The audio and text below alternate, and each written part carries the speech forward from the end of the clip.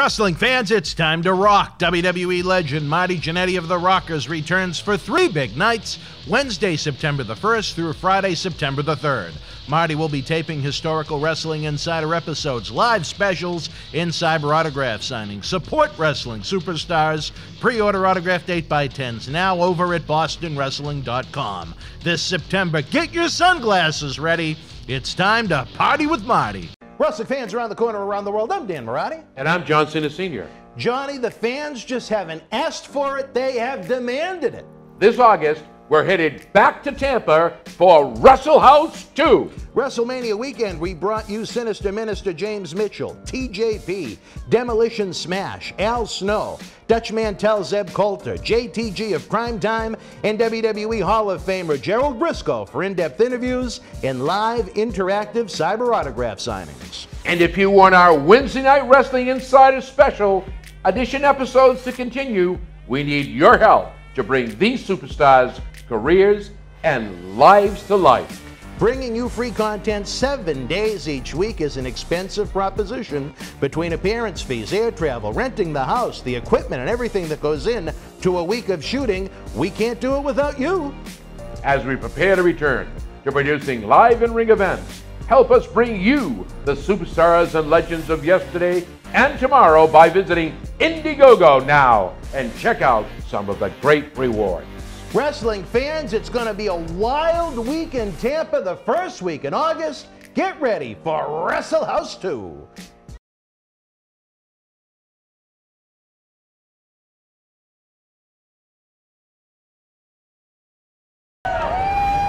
This is Mick Foley. This is Harley Race. This is Shelton Benjamin. This is Mr. Wonderful Paul Orndorff. This is the Monster Abyss. And this is Daniel Bryan. This is JBL, and you're watching the MWF. Be there live.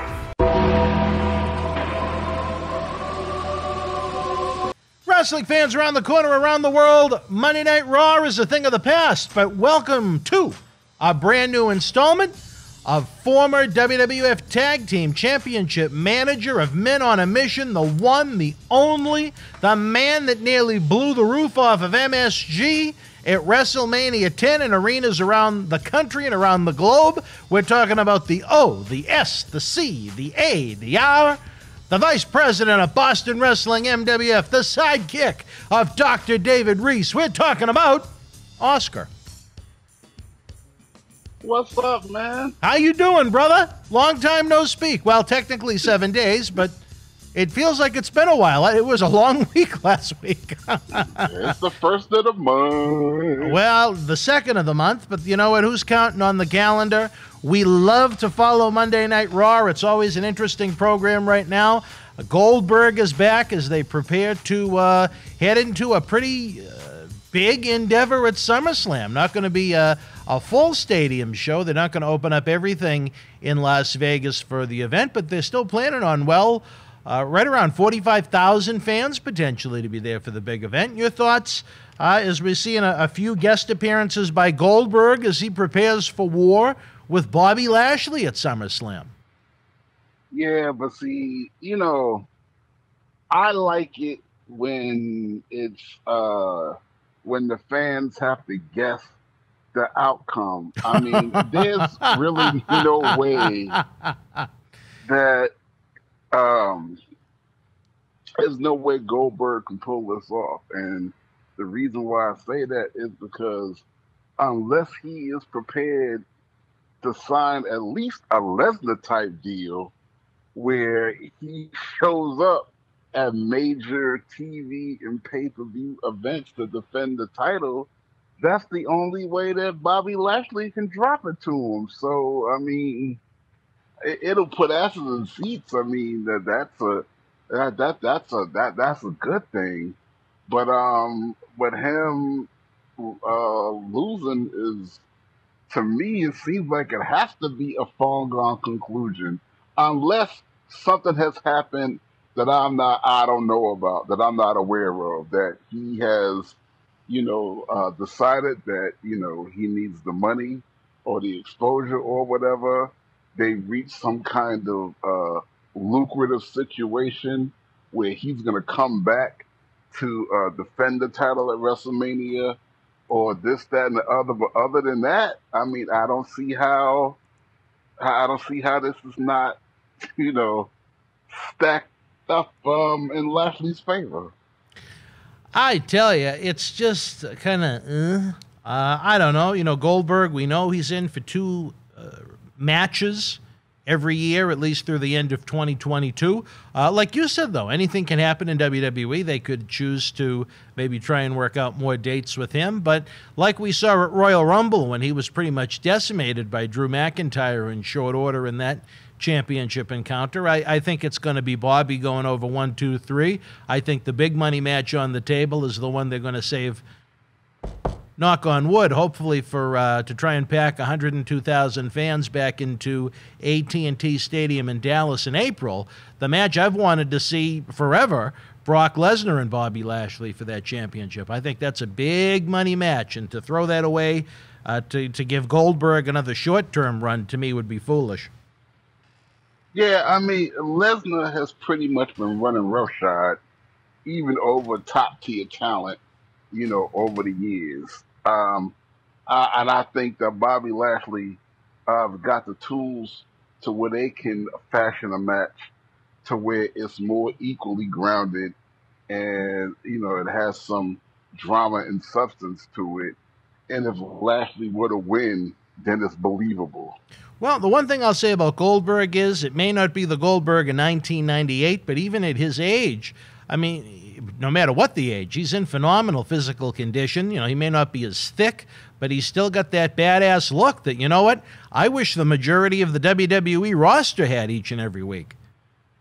Yeah, but see, the thing is, it's not Goldberg's age, young or old, or, even whether he got the chops to do half the things in the ring he used to.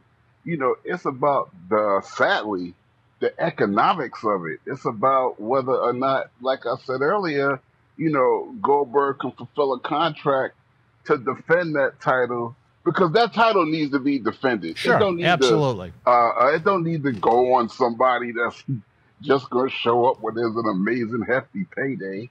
I mean, the title is, the bread and butter of the storylines of the company.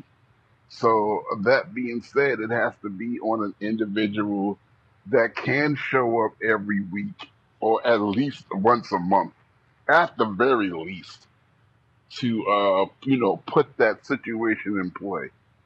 Well, everybody knows I'm a Bobby Lashley guy. We had him here several times in Boston Wrestling MWF. Hell of an athlete, hell of a human being. I even remember spending one of my birthdays with him after one of our live events at a Hooters watching a UFC event, as he has his MMA background as well. I think it'll be a pretty easy pick to go with Lashley at SummerSlam, but like you said, stranger things have happened. Look at what happened in Saudi Arabia back in February of 2020, right before the virus hit, when Goldberg walked away with the Universal Championship, defeating the Fiend, which was, again, a mind-boggling decision. We're going to talk a lot about the Fiend in this episode, but it just shows, they could get creative and try and get cute, but I don't think Lashley is the guy to try and get creative and cute with. I think Lashley should kick ass and take no prisoners until he finally gets to Lesnar, in my opinion. Yeah, but what you do have to understand is, an empire must fall. So that being said, Lashley is not a Hulk Hogan. He's not a Sting. And he's not he's not a Bob Backlund. I'll say that because he's not the somebody I envision that you could put the title on and he keep it for 10 years straight. And it makes sense. So, well, do you at least see him holding it through WrestleMania? I would hope so. Yeah. But like I said, him going against Goldberg, anything could happen because I don't know the ins and outs of Goldberg's deal. Yeah. And fans, that's what it depends on. As I know it to be, he signed, I believe it was a 5-year contract for 2 matches per year through the end of 2022. So this would be his second match in 2021. He worked Drew McIntyre at Royal Rumble, so this would be the second match. But, any contract can be extended at any time for the right amount of dollars and the right creative. Unless there was some kind of viable extension, then if this is the last match, then no, he's not. There's no way. Well, it'll be interesting to see in 2022 if he decides not to extend the deal. Would WWE do a retirement match type angle with Goldberg to finish him out? If he doesn't win this one, a retirement match could happen. It certainly would make sense. But if he doesn't win this one, then I don't see I don't see the sense of bringing him back in any situation. You wouldn't bring you wouldn't bring back Goldberg at all if he doesn't win at SummerSlam. If he did not make a deal to make this happen for himself, and then he goes over and get his ass kicked by Bobby Lashley, what the hell am I bringing him back in 2022 to do? Oh, you and John Cena crack me up when it comes to Goldberg, but you know what? I guess that's part of the fun of the show. On the SmackDown side, they did get, as we mentioned, the word a little cute. It looked like Finn Balor was going to be the man to challenge Roman Reigns at SummerSlam. They had a little contract signing set up. Well, I could have told you that. Well, everybody knew. Matter of fact, I did tell you that. I said no. Finn Balor, no. I said it's got to be Cena. Don't you remember me telling you that last week? I absolutely remember you telling me that. I knew from people within the organization that it was going to wind up being Cena, but I thought they were creative in the way they did it. I think there were a lot of fans that may have thought, geez, maybe Finn is going to get a championship match, or maybe this will turn into a triple threat match or something along those lines. It was going to be, at the very least, I'm pretty sure it was discussed, but there was no way Cena is back on TV and being kept out of the SummerSlam equation in a major way. Right. It would have been a waste to do anything otherwise. Exactly. But you know what? I thought, like I said, I thought it was creative. It looked like Finn was going to put his name on the dotted line. Baron Corbin got involved, looking homeless and pretty ragged. And then Cena ran out and said, you know what, the hell with it. I'll sign it. The one thing I find interesting, and I think we're going to see play out on SmackDown television over the next few weeks, is that it was a contract that stated Roman Reigns, Finn Balor for SummerSlam. John Cena only signed his name to it. It was never included in the quote-unquote legally binding contract. Let's see if that plays out on TV. Maybe we'll get a great John Cena and Finn Balor match on SmackDown. I'd really like to see that. I think they're gonna see if that one can skate right by our heads. That's the way they do stuff. I'd like to see Finn come out all pissed and say, you know what, my name was on the contract, you basically stole it, and then the powers that be in WWE make a SmackDown match between Cena and Balor, and the winner gets Roman at SummerSlam. Finn Balor's not done by no means when it comes down to this story. I mean, he's going to get, there's going to be something included, like I agree with you, probably on SmackDown, but I would throw him a SummerSlam bone. I mean, like I said, I wish he hadn't have got involved in this. Like I said, I would love to have seen him build, but I mean, that ship has sailed. He's already there. Well, they got a lot of pay-per-views coming up after SummerSlam, so there'll be ample opportunity for him. Yeah, he's definitely gonna be in the mix in a major way. Hopefully, they'll tease his situation and put him in some. But again, it's not too late. Because of, like you said, they can bring up the legalese of the contract. So it's not too late to throw him in the mix and make a triple threat match. Matter of fact, a triple threat match with him involved will even be more exciting than a straight up one-on-one between Cena and Roman Reigns. I don't think they'll go that direction simply because at WrestleMania Roman did a triple threat match. I think that would almost be overdoing triple threat matches with Roman on pay-per-view. Since when? Since when do we not overdo things? Well, it is WWE after all, but I'm you know me. I like the straight-out singles match. I think it once in a blue moon. I know you like it. But if there's a reason to build up to a triple threat match, okay, shoot the triple threat match at WrestleMania. Even that was kind of. I would have rather have seen Edge and Roman one-on-one, but they wanted to get Daniel Bryan in before he left for whatever reason. Just because there was one at WrestleMania. Okay, how many months ago was WrestleMania? It was only 4 months ago, Oscar. It's not like we're talking about War and Peace here, baby. All right, it was 4 months ago. Yeah, it's been enough time. So we ready to eat. It's like steak. If I have steak on Monday, I don't want it again till maybe the following Friday, and it's gonna be good to me. It's just like that concept. You know, maybe they feel like, okay, it's been enough time since WrestleMania. It's Finn Balor. It ain't the same thing, so we can go ahead and a three-way match will go over. Which, as a matter of more I think about it, I'll be willing to put my money on that's exactly probably what it's going to be. Well, you know what I find interesting, Oscar, through the grapevine? John Cena is extending his stay. Originally, SummerSlam was going to be his last night, but he's going to be around at least through the SmackDown at Madison Square Garden on Friday, September the 10th. Could WWE pull a little swerve and take the title off the head of the table for just a little bit? I certainly would not do that. I would keep Roman as hot can be. But, it could make for a short-term interesting scenario to try and boost those television ratings to put the title on Cena. That's what I was gonna. That was gonna be my next point. If John Cena extended his stay, was gonna make more appearances, that I would expect him to get the belt at SummerSlam, no doubt. Well, you're only talking a couple of weeks, and then he's going to be gone again. I don't know. By September 10th, though, he could very well drop the belt back or drop it somewhere else. Or and maybe in the Garden. Wouldn't that be something? In the Garden. Yeah, no, that would be, poetic justice, maybe. The Garden, I don't know. The Garden, no matter what night you're there, under what circumstances, just being at the Garden is tantamount to any pay-per-view you put on television. I love the Garden. You know what? I could go to the Garden. I wouldn't want to age myself too much, but sometimes I wish I was another 10 or 15 years older, to the point where I was old enough where I could have gone to those great Madison Square Garden house shows every 3 weeks.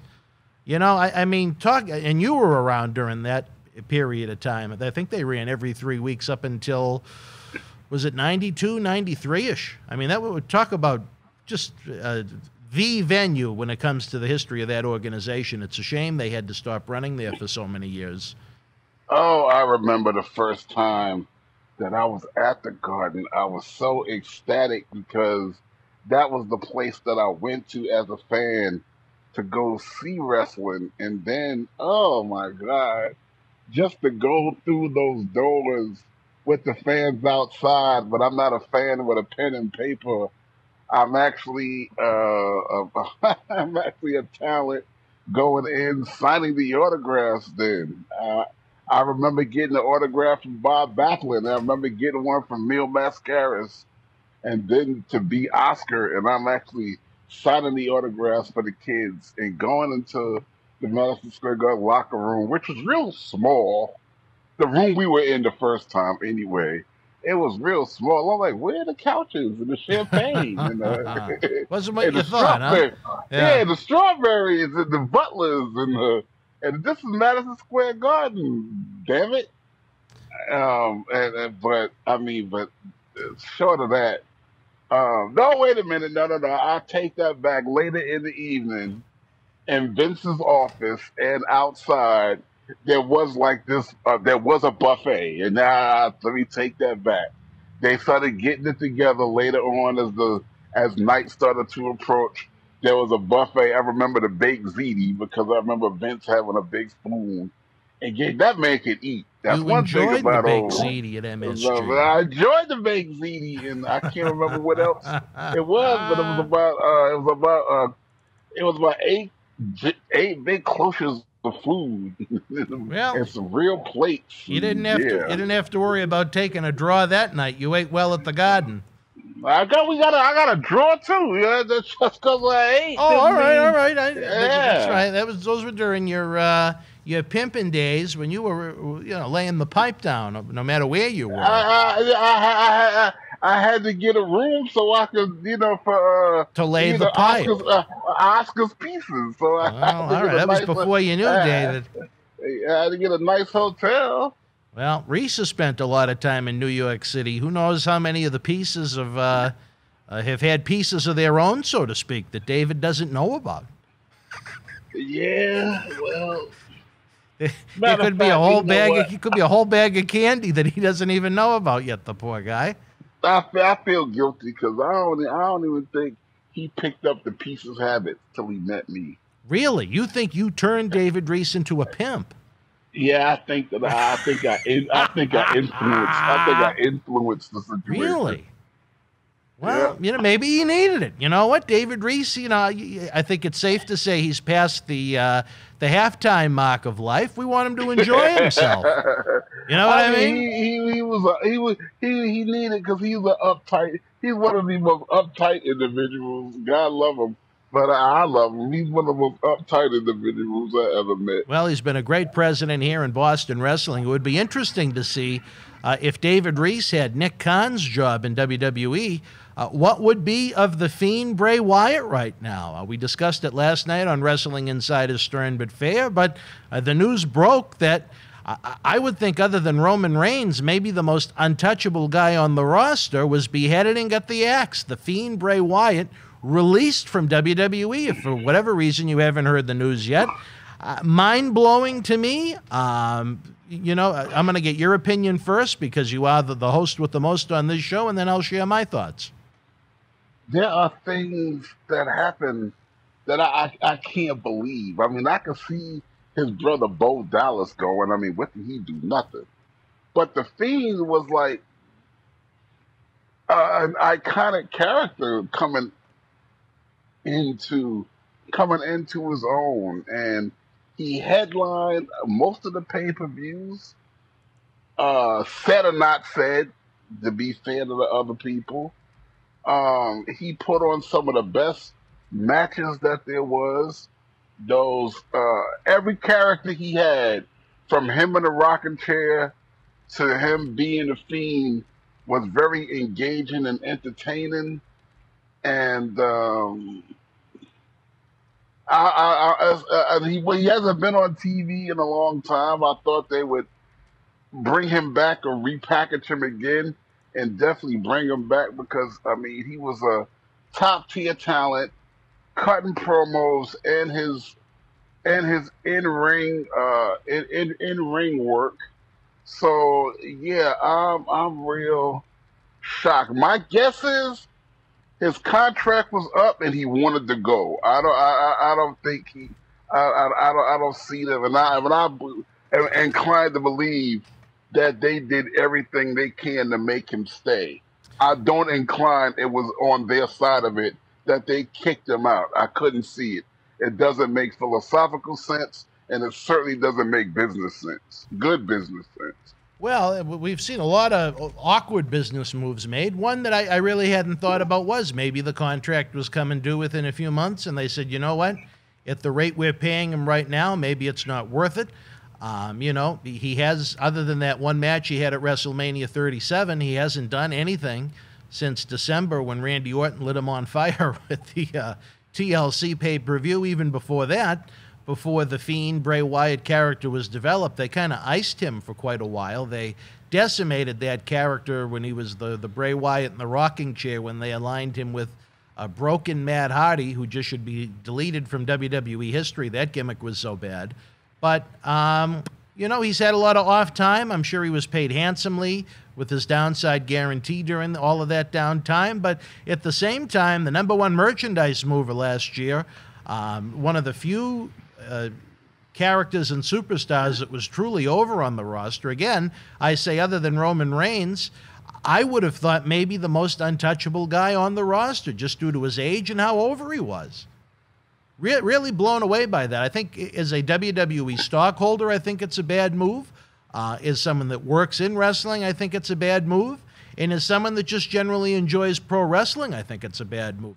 I hate the Mr. Rogers version of Bray Wyatt, but as The Fiend, I really enjoyed his work as kind of a dark character. Really a sad day overall. You know, you could see a lot of talent who was disappointed on social media. But you know what? We're only going by the internet and social media headline, Oscar. We weren't in Titan Towers when this decision was made. No, we wasn't. You know, you can hear rumors about budget cuts, but you know what? There are, and you were around for a lot of it in the 90s, there were steroid test failures that have been swept under the rug. There have been drug test failures that have been swept under the rug.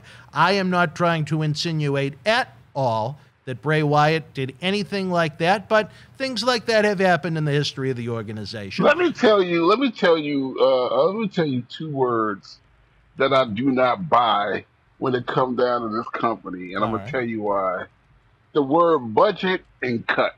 No kidding, and right? I'm going to tell you why. When my tenure there during the early 90s was the worst financial time the company probably ever suffered, except for the beginning, you know, where Vince was really scrambling financially to make it happen. And once he got a foothold on it and got a handle on it financially, and the company flourished, if not, there was more than enough money by the beginning of the 90s in its reserves, for whatever that means, in order for them to float by and skate by and float on a cloud above any economic pressure that was going on in the country. Yeah. You understand what I'm saying? As far as I know, they've only had 1 year where they lost money in the history of the organization. So they can't cry poor mouth too much. So, but things were really bad during that time. I mean, really bad. I mean, the arenas were all but empty. And it was just, it was a poor product at the time. Yeah, it was just financially, you know, financially the money coming in was, you know, but still in all, you know, the company did not have an appearance of hurting. So that being said, if they was able to weather that storm, you know, without Vince's credit card getting declined at Walmart, what makes me think that it's any worse now? I mean, probably even. I mean, I still believe the place is making money even during the pandemic. Are you kidding me? They're making record profits they're making right now. That's what blows me away about some of these releases that are so needless on a show that's so boring and so lifeless, and you have so many, many of the same characters seen over 3 or 4 times on the same show. There's no need for it. As a stockholder, let me ask you this, because the fans won't really want to know. Now that they have instituted some of the live shows, don't some of the workers get to come back? Because I know a lot of layoffs and firings and temporary dismissals had to be because they didn't need them to work because there were no live shows. But live shows are back. So they need a handful of people to pull that off. I still think they have plenty of talent. They're doing right. You know, things could change as time goes on, but right now I believe the weekend house shows are the quote-unquote super shows that include talent from both brands. So I don't think they have anything to worry about as trying to fill the house shows, you know, 7 or 8 matches. I don't think that's an issue at all. It's just, you know what? My mind was blown when you have a guy like Strowman, who ended WrestleMania 36 beating Goldberg for the Universal Championship axe. But he'd been around. You know, he's kind of limited in what he can do.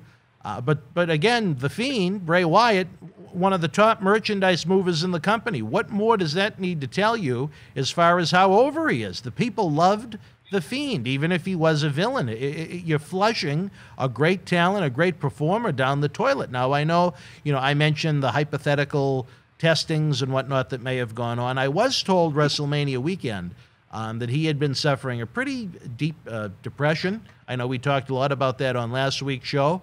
You know, and again, right now they're only working 1 day a week, I would think. You know, if he only had one match between this point and going all the way back to TLC in December, that pay-per-view, the one match he had with Randy Orton, you'd think that would be ample time to try and have any kind of medical situation addressed. Is that a good way to put it? Well, yeah, it is. I mean, and see, and I hate to stay on this soapbox. He was on a depression. Reason why programs like Mental Equilibrium and support groups and hotlines were reason why they need to exist. I keep saying it. I agree. And I'll say it until the wheels fall off. These people go through things, and these things are not addressed, and nobody cares. Nobody lends a helping hand. And so, and then that speaks to the reason why he probably was released, because if he was going through a depression, what good was he going to be as a worker? Well, geez, I mean, God, how many talents on that roster are probably depressed in some way, shape, or form? I can't speak to that, but just disappointing overall. I'm sure maybe more to the story will come out. I don't buy budget cuts for a second when the company is making record profits and they're bragging about record profits. Why take one of the guys that is part of the foundation that's making record profits for you and just get rid of them? It's just terrible decision. Speaking about depression on the same vein, look at poor Simone Biles. Yeah. Hottest Olympian on the planet, and she had to bow out because she had a mental crackdown. Yeah, she was overwhelmed. I mean, so how loud you gotta say it? There needs to be something in place to help these people. Well, I agree with you 110% on that, especially I can't speak for the pressure that goes into the Olympics, but I can speak to the pressure that, you know, professional wrestlers go through in WWE. In any major league promotion. I'm just not going to narrow it down to WWE, but WWE is obviously the global phenomenon when it comes to the industry. I just hope that every possibility with the Fiend was exhausted before they came to this horrendous situation to eliminate him from the company. I mean, he is someone you'd think he's in his early 30s. He's been with the organization in some way, shape, or form, I believe 12 years. With the different incarnations he had. He was, you know, going through developmental under different names. He was Husky Harris in NXT for a spell before they finally came up with Bray Wyatt and debuted him as that back in 2013. First, the rocking chair version of Bray Wyatt when he had that cool illumination of the arenas when everyone would hold up their cell phones when he came out to that song. Even Chairman Manolian of the Boston Wrestling MWF, who at this point in his life is probably a casual fan at best of national pro wrestling, he said when we were discussing the release, that was one of the coolest characters he had seen when he was rocking chair Bray Wyatt. I think they overexposed him. That was during a period when Raw and SmackDown were not different brands, so you had a lot of the same talent on both shows every week. So you had, not including pay-per-views, 104 opportunities to see Bray Wyatt on television every year. Then, like I said, they did the horrible pairing when they put him with Matt Hardy, who was not over in the least, trying to do delete, delete, delete, until he was finally deleted altogether. They iced him for a bit, and they brought him back as The Fiend. And The Fiend, to me, is someone I would put down what I was doing and watch what he was doing in ring. He was that interesting of a character to me. The other fraction of the story is if I'm Tony Khan, I'm drooling in my soup right now. Oh my God, are you kidding me? Absolutely. With all the talent that supposedly is already coming in, we're going to talk about that after the break. Imagine if they're able to land he can't be the Fiend, obviously. He can't have the mask. He can't be a Wyatt, but there's a lot of dark things you could do with Wyndham Rotundo on that television program. And if that's the route he goes, I look forward to see what he does in AEW. I'll tell you this, I'm sure the price tag would be awfully high, but... I don't think they care. I'm talking about Boston Wrestling MWF. No. You don't want them. Nah, it's not that I don't want them. I love to have them. Oh, you'd love to have them. Huh? I gotta go. You know what? Maybe I'm thinking about it wrong. You know better than me. You need to set up a meeting. We need to go over the books. Cause I don't know what we got or don't got. Well, you and I, we need to do an episode coming up soon about the board of directors meeting. I don't know if you saw the episode that John Cena Sr. did on Friday night about the happenings here in Boston Wrestling MWF as we head into our 20th anniversary. I think you may find Mr. Cena's opinions and thoughts interesting. I will share that with you after we're done taping tonight. But fans, if you haven't heard the news, if you're not on Patreon, tickets to the big 20th anniversary, back to the 80s reunion, live in-ring wrestling and an 80s Legends Fanfest, Saturday, November the 13th. Tickets go on sale to all fans this coming Friday, August the 6th. So those that have already packaged up their VIPs, they're ready to go. They're going to meet and greet with all these great legends before a hot night of action. But the remaining VIP packages and tickets will be on sale again this Friday, August the 6th. And with that said, Oscar, you know what? I wanted to go to a timeout, but I had one more WWE piece I wanted to touch with you, Oscar. Recently, WWE.com released its list of its 50 greatest tag teams in company I don't want to history. talk about it. And Men on a Mission was not listed. Why? Why? Well, they didn't ask my opinion, first of all. But would you like to go through the list? No, I saw the list, and I don't care to revisit it.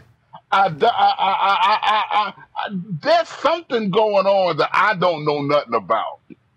What do you think that means? See, that's the thing. It's been a mystery to me for years. I feel blacklisted, but at the same time, I feel blue-listed. I feel blacklisted because they never call us to do nothing, but at the same time, they'll comp us tickets, and they'll do this, and they'll send us stuff when we have events, and also that's what's called a blue list. But as far as getting a serious invite to make an appearance at a SummerSlam or a WrestleMania or this or that, the other, that has not happened since I left. And now, and I don't even know. I didn't even see my name on the Legends list. The alumni list. I didn't see my name on that. It might be there now. I haven't looked. What alumni list are you talking about? Well, WWE.com got an alumni page, and they list everybody. Well, you don't want. I'm scanning through some of the tag teams right now, and I'm trying to see. You know what? Real quick, I don't want to anger you, but I'm interested to see your personal thoughts. Men on a Mission, thumbs up. Men on a Mission was more over than this team, or thumbs down? Men on a Mission belongs on the list before this team. We'll start backwards. Right. Number 50, the Bushwhackers. The Bushwhackers were more over. The reason why I say that is because they had a lot more time in the game, and they were worldwide ambassadors since they left. So I will put them above us. Grandmaster Sexay and Scotty Too Hotty Too Cool.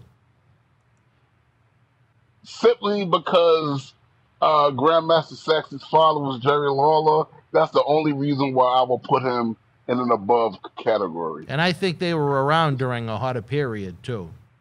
Right. Jacques and Pierre, the Quebecers. Nah, we were way better than them. The Smoking Guns. Better. Strike Force, Rick Martel and Tito Santana. You really think Men on a Mission was better than Strike Force? Yeah, that's simply because, and that's not, but because their in-ring skills phenomenal. But as far as exciting the crowd and getting everybody on their feet and all that kind of stuff like that, Strike Force had to know. That's don't hold a candle to us in that situation. The Head Shrinkers. I don't know. The Head Shrinkers are more iconic, so I would call them better. Kane and X-Pac. Kane and X-Pac. They really didn't. They didn't even team too long, but yeah, no. As far as the tag team go, no, we were better. Ric Flair and Batista.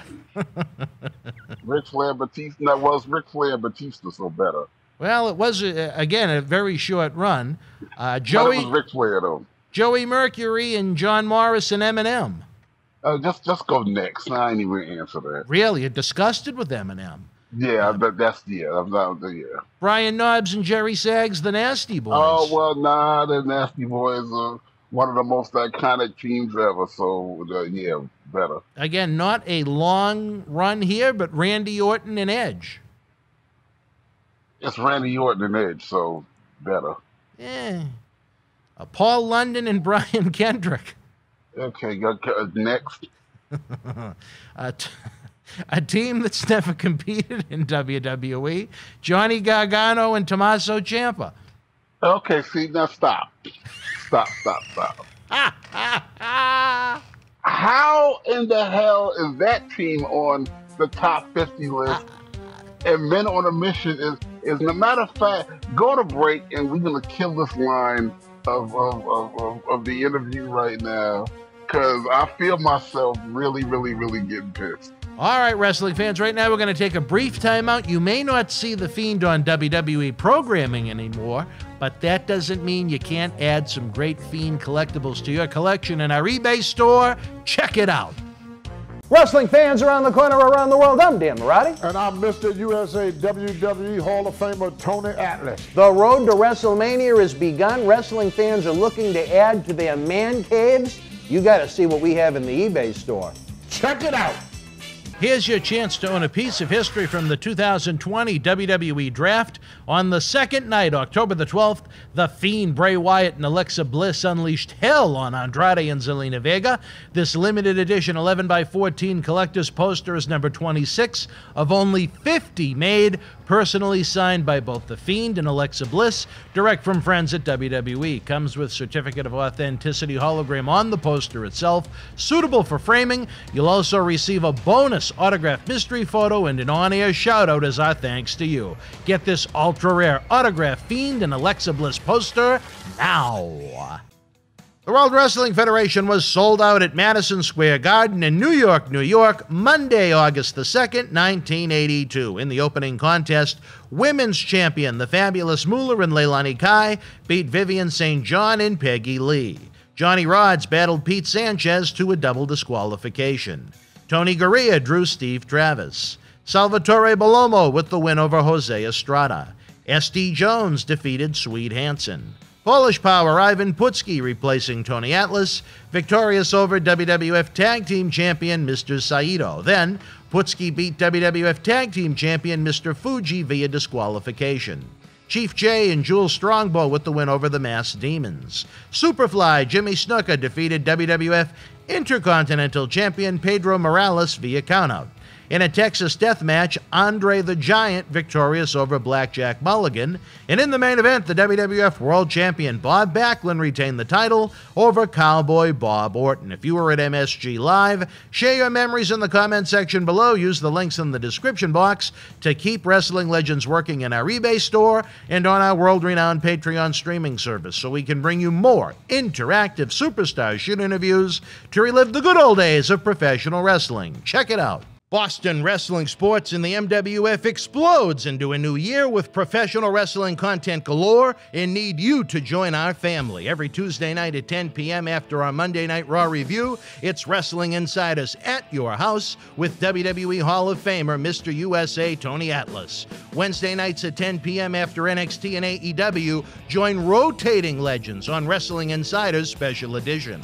Every Thursday night at 10 p.m. after our NXT and Dynamite review, it's Marty Jannetty's no-holds-barred sex, drugs, and rock and roll journey on Wrestling Insiders Party with Marty. Friday night after SmackDown, don't miss John Cena Sr.'s Wrestling Insiders Fabulous Fridays. Plus, look for classic clips, history videos, bonus live episodes, pay-per-view watch-alongs, and more. For less than a cup of coffee at Starbucks, get early ad-free access to our Wrestling Insider talk shows, our acclaimed studio shoot interview DVD library, and help wrestling fans, especially here in the Boston area. We want to thank our great friends at Red Rose for their support for all of our charitable endeavors and programming efforts. Red Rose is 2 years young and extremely thankful for all the support they've had from our neighbors here in Melrose and beyond for an amazing first 2 years. Red Rose thanks Melrose and all of the first responders who have fought the good fight and have never given up hope during these unprecedented times. We did it together. Follow Red Rose on Facebook for their anniversary special, facebook.com/Red Rose Melrose. You'll be glad you did. Open until 2 a.m. Red Rose will give you fresh, piping hot, mouth-watering food that'll put an ear-to-ear smile on even the toughest critic's face. Check out their full menu online at redrosema.com or give them a call, 781-620-1889. All right, wrestling fans, as we count down the days to the tickets going on sale to the big one, our Back to the 80s reunion, Saturday night, November the 13th at Memorial Hall in Melrose. Tickets and VIP packages are on sale this coming Friday, August the 6th. You are not going to want to miss it. I have been told by President Reese more superstar announcements are coming, along with Jake the Snake Roberts, Hacksaw Jim Duggan, and Axe and Smash Demolition. Demolition did make the list of the 50 greatest tag teams in WWE history. Oscar got a little peeved when he found out NXT tag teams were included over Men on a Mission. But, you know, I can see your point in being a little peeved, Oscar, I guess is a fair way to put it. And I think the world of Tommaso. Tommaso was a Boston Wrestling MWF television champion, had a great run here. He competed against Daniel Bryan in an MWF ring when Daniel Bryan was the WWE United States champion, and you know how tough it is to try and get active WWE talent to do regional wrestling events like we do here in the MWF. But not impressed with that list, I guess, is the best way to wrap it up. Quaker Oats oatmeal. You What? know, they're really good with cinnamon and brown sugar, and when you put raisins in them, oh my God, what a breakfast. So fans, remember, Quaker Oats oatmeal, the perfect way to start your day. So what's next? You lost me on that one. I don't know what the hell you're talking about these raisins. That's me talking about anything else but this. Oh, okay. All right. Well, Chi-Town, not too far from where you are located right now, is turning into a hotbed of professional wrestling, Oscar. AEW had 3 big events lined up. Dynamite, its new Friday night television show on TNT at 10 p.m. beginning August 13th, I should say, AEW Rampage. And then their all-out pay-per-view, 3 events in 1 week, but ... is the quote-unquote, well, maybe non-mystery at this point. They went out and booked the much bigger United Center for AEW Rampage on Friday night, August the 20th. That's 4 events in Chicago within about a week and a half period of time. Do you think that's that's a lot? I'm looking into who do I know to get a couple of tickets to go to the August 20th event. So I don't know if it's a lot. It's I mean, you know, it's an experiment. I mean, time is definitely going to tell. I do believe when you do that, you're oversaturating the market. But we'll see. I mean, maybe they'll do that, and maybe they won't be back for 6 months. Do you think that bringing CM Punk in is a reason to do it? Where he is associated with Chicago. No. Oh yeah, absolutely. I mean, if CM Punk is coming back, that's the time to definitely do it. So that furthers the case that maybe CM Punk is coming back. Where they have teased it so much, I can't see them not bringing Punk back at the United Center. I think the bigger question is, when and where does Daniel Bryan debut? Do you save him for a television program? Do you save him for the all-out pay-per-view in Chicago 9-10 days later? How would you debut Daniel Bryan? Oh, I would definitely debut him at a pay-per-view. You'd save it for the pay-per-view? Yeah, positively. But you'd debut Punk at the United Center? Oh, I would debut Punk at the United Center, absolutely. That place will become unglued. I think if at this point where they've teased it so much, if Punk does not debut at the United Center, there's going to be a riot because there's a lot of fans that probably already had tickets to the other 3 events that are now buying tickets to a 4th event because they. Not necessarily. I mean, you can be pissed off, but it shouldn't get to a riot because you didn't promise nobody nothing. Now, if you said he was coming and he don't come, that's a different story. They have highly teased it, I think is the best way to put it. That he was coming back that day? Well, I mean, why else would you book a building that's already bigger than the 3? No. You can't assume nothing. You can't. All right. Well, you can't assume. Let me throw this one out at you then. Let's just say perhaps they needed a building. Why not just use the same venue in Chicago they're using for the other 3 events? Why go to a bigger marquee stadium, the home of the Chicago Bulls and the Blackhawks, I believe? Well, I mean, it might be a situation where they can't go there. I mean, WWE may have a contract stating that, no other wrestling organization can go in there while they're under contract, number one. And number two, would you want to screw the same broad that your cousin is screwing? Or that the same broad that not your cousin, the same broad that your enemy's screwing? Well, WWE, when they're in the Chicago area, they go to the Rosemont Horizon. I can't remember the last time they had a United Center event. It's been many moons, even though I believe they opened up the arena with you part of the event back at SummerSlam '94. They did. I'm able to say I was the first act in there. You and WrestleMania. I mean, SummerSlam '94. You and Sweetness, Walter Payton. No. Walter Payton was not there that year. Yeah, he managed Razor Ramon. Oh, duh. He sure did. Sweetness. Sweetness. Yeah, no. We're not talking about one of David Reese's sweetnesses. Yeah. That's no. But no, I would. Yeah, no. There's a lot of reasons why they would. Number 2, I don't blame them because the United Center is way nicer.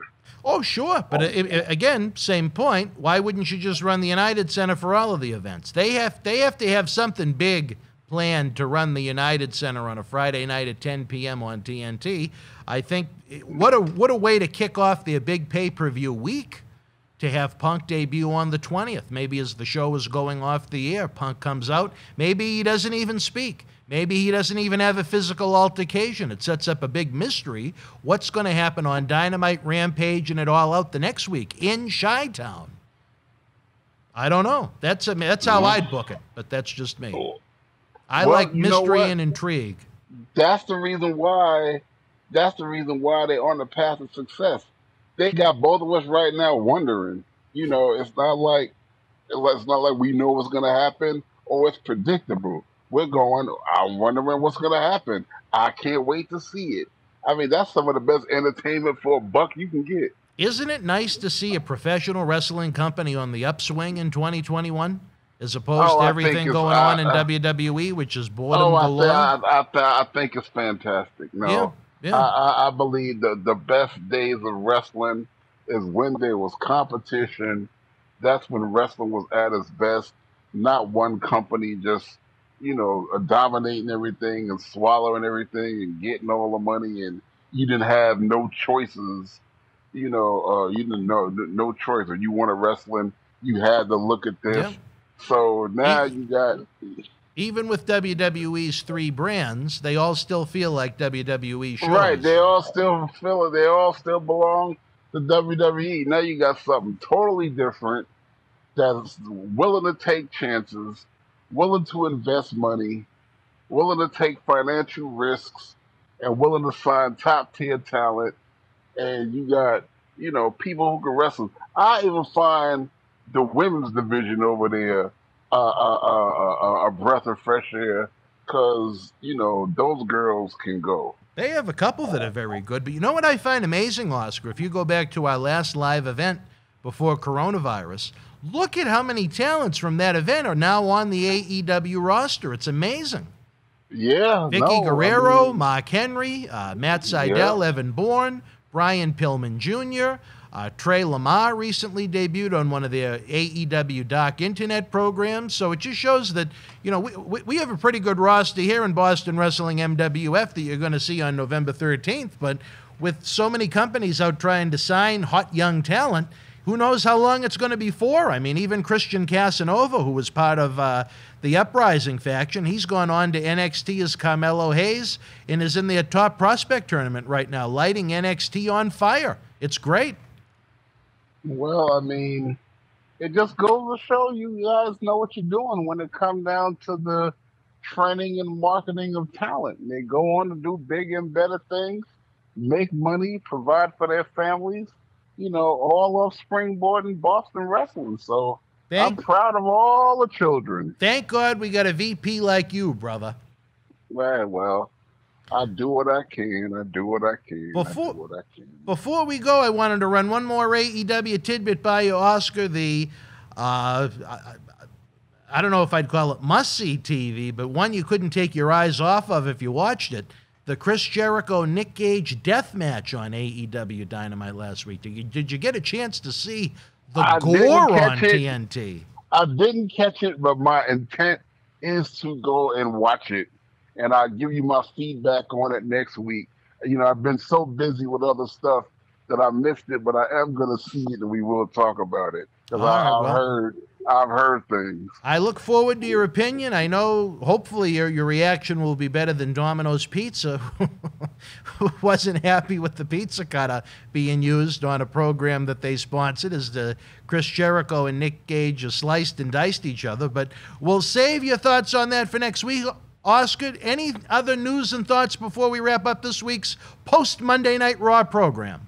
No, we're going to get off the show so we can have that board of directors talk for a minute. Well, I'm anxious. I want you to check out what Cena Sr. had to say. I'm going to send you the link as soon as we're done with this program.